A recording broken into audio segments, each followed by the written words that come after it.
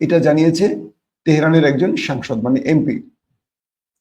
এখন আমরা যদি একটু খুলেই বলতে চাই যে ইরান মার্কিন প্রেসিডেন্ট ডোনাল্ড ট্রাম্প আরেকটি কথা বলেছেন যে ইসরায়েল এবং ইরান দুজনেই আমাকে যুদ্ধবিরতির কথা বলেছে, তাই আমি যুদ্ধবিরতির বাস্তবায়ন ঘটিয়েছি।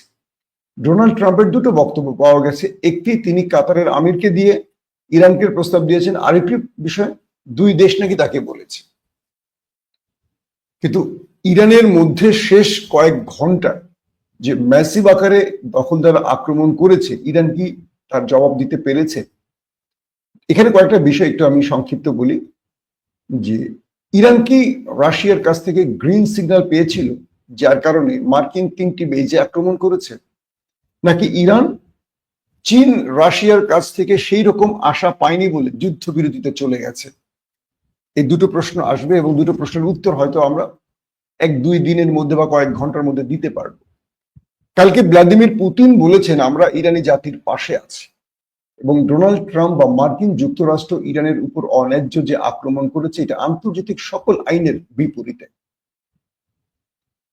এবং তুরস্কের প্রেসিডেন্ট রজব তাইয়িপ এরদোয়ান বলেছেন যদি ইরানের উপর আবারও আক্রমণ হয় তাহলে তুরস্ক এটার জবাব দিতে মাঠে নামতে পারে। তার মানে এরদোয়ানও ইরানের পক্ষে সোচ্চার হয়েছিলেন। এবং আন্তর্জাতিকভাবে ভেতরে ভেতরে রাশিয়া, তুরস্ক, চীন বা এই কয়েকটি বলয় যখন শক্তিশালী ভাবে ইরানের পাশে দাঁড়িয়েছে তখনই আমেরিকা এবং ইসরায়েলের সুর নরম হয়েছে। এটি একটি পক্ষের দাবি।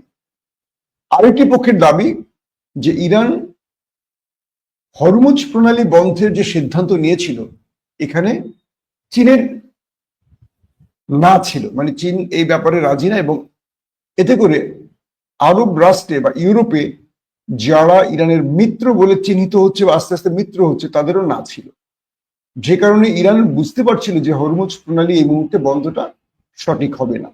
তো এরকম নানান রকম পর্দার অন্তরালে বিভিন্ন কূটনীতির চাপে ইরানও একটা যুদ্ধবিরতি চাইছিল, দখলদারও যুদ্ধবিরতি চাইছিল। শেষ পর্যন্ত দুই পক্ষের যুদ্ধবিরতির চাওয়ার কারণে যুদ্ধবিরতি হয়েছে। তবে এখন পর্যন্ত ইরানি অফিসিয়ালদের যে বক্তব্য সেখান থেকে বা ইসরায়েলের অফিসিয়ালদের যে বক্তব্য সেখানে কোনো পক্ষই যুদ্ধবিরতির কথা বলেনি। এটা মার্কিন প্রেসিডেন্টের একটি বক্তব্য। আজকের দিনটি খুব ক্রুশিয়াল। আজকের দিনে দুই পক্ষের কোনো পক্ষ যদি কোনো আক্রমণ করে বসে তাহলে এটা আবারও যুদ্ধ ছড়াবে। যেহেতু ইরানে বড় রকম আক্রমণ করেছে, ইরান কি পাল্টা বড় আক্রমণ করেছে কিনা এই তথ্যগুলো আমরা পাইনি। ইরান আক্রমণ করেছে কিন্তু সেটা বড় আকারে করেছে কিনা, শেষ দিন শেষ আক্রমণটা মরণ কামড় ছিল কিনা ইরানের, এটা কিন্তু এখন আমরা জানতে পারছি না। কারণ দখলদারদের আক্রমণে ইরানের অনেক কিছু এলোমেলো হয়ে গেছে। এটির জন্য আমরা অপেক্ষায় আছি। এখন হিসেব করতে হবে এই দুই দেশের লড়াইতে আসলে কে জিতলো কে হারলো।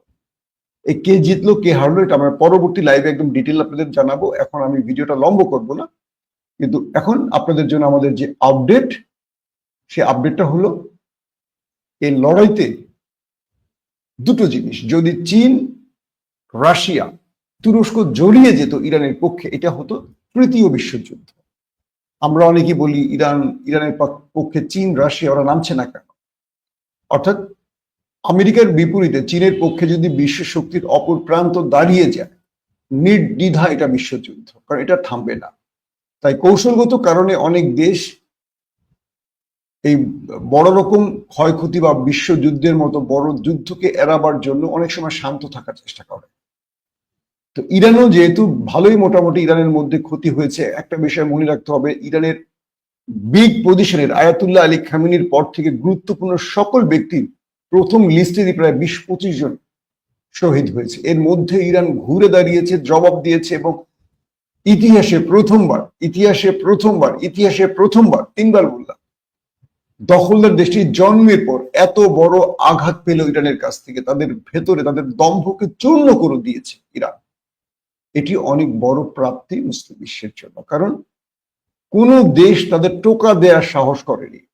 পৃথিবীর প্রতিটি দেশ দখলদারদের ভয় ইন্তেজার থাকে, আর তাদেরকে ইরান কাপড় খুলে লেংটু করে দিয়েছে। এটা অনেক বড় প্রাপ্তি। এখন আপনারা যারা চাইছেন যে ইরান ওদেরকে শেষ করে দেয়নি, কেন? মাথায় রাখবেন, এটা ইসরায়েল না, এটা আমেরিকা। এটা হলো বিশ্বমোড়লদের মধ্যপ্রাচ্যের একটি ক্যান্টনমেন্ট। আমেরিকা বেঁচে থাকতে এদেরকে শেষ হতে দেবে না। আর তাই এরা জাতিসংঘকে মানে না, ইউরোপীয় ইউনিয়নকে মানে না, এরা কাউকে মানে না। এরা যখন যা খুশি তাই করে। আন্তর্জাতিক আদালত নেতানিয়াহুর বিরুদ্ধে গ্রেফতারি পরোয়ানা জারি করার পরও তিনি ঘুরে বেড়াচ্ছেন, তাকে কেউ গ্রেফতার করতে পেরেছে? পারেনি। তার মানে যতক্ষণ আমেরিকার হাত তার উপরে আছে ততক্ষণ কেউ তাকে টাচ করতে পারবে না। তো নেতানিয়াহুর বিরুদ্ধে বা সেই বিশ্বের শক্তির অন্যতম একটি পার্ট দখলদারদের বিরুদ্ধে ইরান যে প্রতিশোধ নিয়েছে, এটা অনেক বড় বিষয়। দর্শক, বিদায় নিচ্ছি। নেক্সট ভিডিওতে আমি আপনাদেরকে আরো অনেক তথ্য দেবার চেষ্টা করব। কে বিজয়ী, এই যুদ্ধে কার কতটুকু ক্ষতি হয়েছে, পাশাপাশি ইরানের কালকে যে আক্রমণ হলো এতে ইরানের কি পরিমাণ ক্ষতি হলো, ইরান পাল্টা কি জবাব দিল, সেই জবাবে তাদের কি ক্ষতি হলো, অথবা এটা কি আদৌ যুদ্ধবিরতি হলো নাকি ডোনাল্ড ট্রাম্পের এটি আরেকটি রাজনীতি বা আরেকটি খেলা, এই বিষয়গুলো আমরা কয়েক ঘন্টার মধ্যে ক্লিয়ার হব, পরিষ্কার হব। আশা করি নেক্সট ভিডিওতে আপনাদের সেই বিষয়গুলো আমরা জানাতে পারবো। এখনকার মতো বিদায় নিচ্ছি। আল্লাহ হাফিজ। ওপেন দাইস মানে সত্যকে সত্য বলা, মিথ্যেকে মিথ্যে বলা। আমরা শোনা কথা নয়, চোখে যা দেখি তাই বলি।